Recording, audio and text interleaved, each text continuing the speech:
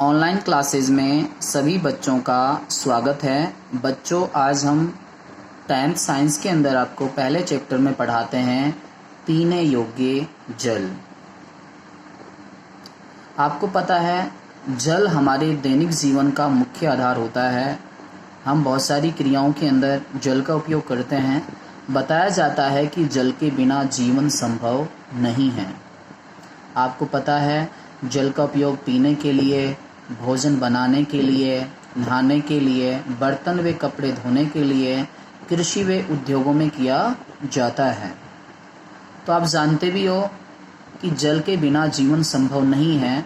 जल एक हमारी मूलभूत आवश्यकता है। लेकिन बच्चों, ध्यान रखना है, पीने योग्य जल के बारे में हम चर्चा कर रहे हैं।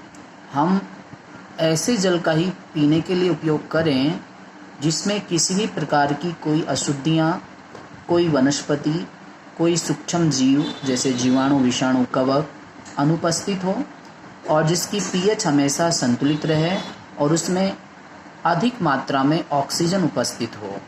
ऐसे ही जल को हम पीने योग्य जल कहेंगे, क्योंकि ऐसे जल के सेवन से हमारा स्वास्थ्य सही बना रहता है। हमारे किसी भी तरह की कोई बीमारियां नहीं होती हैं। अब ध्यान रखना है बच्चों, शुद्ध जल पीने से क्या क्या फ़ायदा होता है, अधिक जल पीने से क्या क्या फ़ायदा होता है। तो बताया जाता है कि डॉक्टरों की सलाह माने तो डॉक्टर बताते हैं कि एक दिन में कम से कम 8 गिलास पानी पीना चाहिए। कितना बच्चों? 8 गिलास।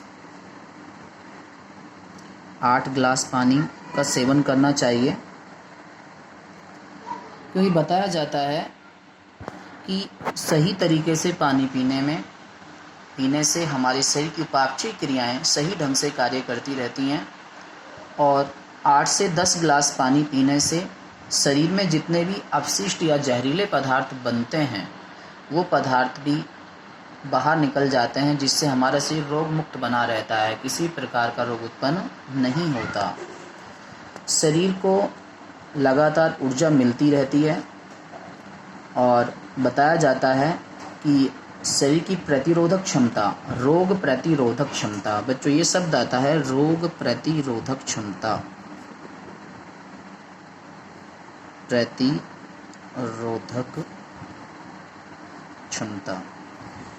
शरीर की रोगाणुओं से लड़ने की जो क्षमता होती है उसे रोग प्रतिरोधक क्षमता कहते हैं। तो बताया जाता है कि पर्याप्त पानी पीने से, सही पानी पीने से, शुद्ध पानी पीने से रोग प्रतिरोधक क्षमता बढ़ती है और अधिक पानी पीने से शरीर में जो अनावश्यक चर्बी, वसा होती है वो भी जमा नहीं हो पाती है और किसी भी प्रकार की एलर्जी जानते हो बच्चों, हमारे शरीर में संक्रमण हो जाता है, खुजली चलने लग जाती है, ये सभी एलर्जी में आती है। तो किसी प्रकार की एलर्जी होने की संभावना नहीं रहती। साथ के साथ फेफड़ों में संक्रमण, अस्थमा, आंत की जितनी भी बीमारियां होती हैं वो भी नहीं हो पाती हैं। और बताया जाता है कि अधिक पानी पीने से पथरी, जो हमारी किडनी होती है, वृक्क जो होती है, हमने बताया था वृक्क इस तरह से होता है, इस किडनी के अंदर क्या जमा हो जाती है, कुछ क्रिस्टल जमा हो जाते हैं पथरी के रूप में, जिससे किडनी में दर्द होता है। तो बताया जाता है कि अधिक पानी पीने से पथरी होने का डर भी नहीं रहता है और किसी प्रकार की कोई बीमारी नहीं होती है। तो बच्चों, शुद्ध पानी पीने से, अधिक पानी पीने से शरीर को फ़ायदा ही फ़ायदा है। अब बात करते हैं बच्चों दूषित जल। कौन सा जल? दूषित जल। सबसे ही पता चल रहा है दूषित जल का मतलब क्या होता है। ऐसा जल जिसमें अनेक प्रकार की अशुद्धियां उपस्थित हों, अनेक प्रकार की वनस्पतियां पाई जाती हों, सूक्ष्म जीव उपस्थित हों, जिसकी पीएच असंतुलित हो, उसे हम दूषित जल कहते हैं। अब बच्चों ध्यान रखना है, दूषित जल में आपको पता है बहुत सारे विषाणु, जीवाणु, प्रोटोजोआ, अनेक कीड़े मकोड़े पाए जाते हैं। यदि हम उस जल का सेवन करते हैं तो ये हमारे शरीर के अंदर प्रवेश करके, जैसे हैजा है, पेचिस है, अनेक बीमारियां उत्पन्न कर देते हैं, जिससे हम अनेक संक्रामक बीमारियों के शिकार हो जाते हैं। और बताया जाता है कि गंदा पानी पीने से या दूषित जल पीने से संक्रमण ही हो जाता है, जैसे हेपेटाइटिस है, फ्लू कोलेरा है, टाइफाइड है, पीलिया है आदि खतरनाक बीमारियां भी उत्पन्न हो जाती हैं। जैसे राजस्थान में दूषित जल पीने से एक रोग उत्पन्न होता है जिसका नाम है नारू रोग। क्या नाम है बच्चों? नारू रोग। नारू रोग। तो ये रोग कौन से सूक्ष्म जीव द्वारा उत्पन्न होता है वो याद रखना है आपको बच्चों। इसका नाम है ड्रैकनकुलस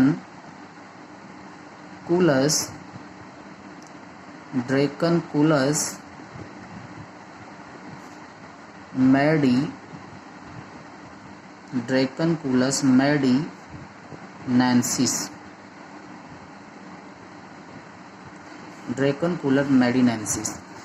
ये जो मादा कृमि होती है ये अपने अंडे मनुष्य के शरीर से बाहर जल में देती है। तो बताया जाता है जिस मनुष्य के अंदर नारू रोग है, जब वो मलमूत्र त्यागता है तो ये अंडे उसके शरीर से बाहर जल में चले जाते हैं, जिससे जल दूषित हो जाता है और उस जल के सेवन से ये स्वस्थ व्यक्ति में भी फैल जाता है।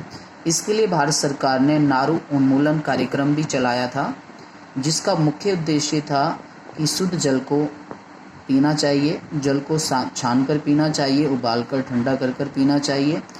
नदी तालाब में नहाना और कपड़ा धोना नहीं चाहिए, क्योंकि बताया जाता है कि स्वच्छ जल है तो स्वच्छ ही कल है। क्योंकि जब जल ही स्वच्छ रहेगा तो हमारे किसी प्रकार की बीमारियां नहीं होंगी और हम लंबे समय तक जी सकते हैं। तो हमारा आने वाला कल होगा वो हमारे लिए बहुत ही महत्वपूर्ण होगा। ठीक है बच्चों, आज इतना ही काफ़ी है। धन्यवाद।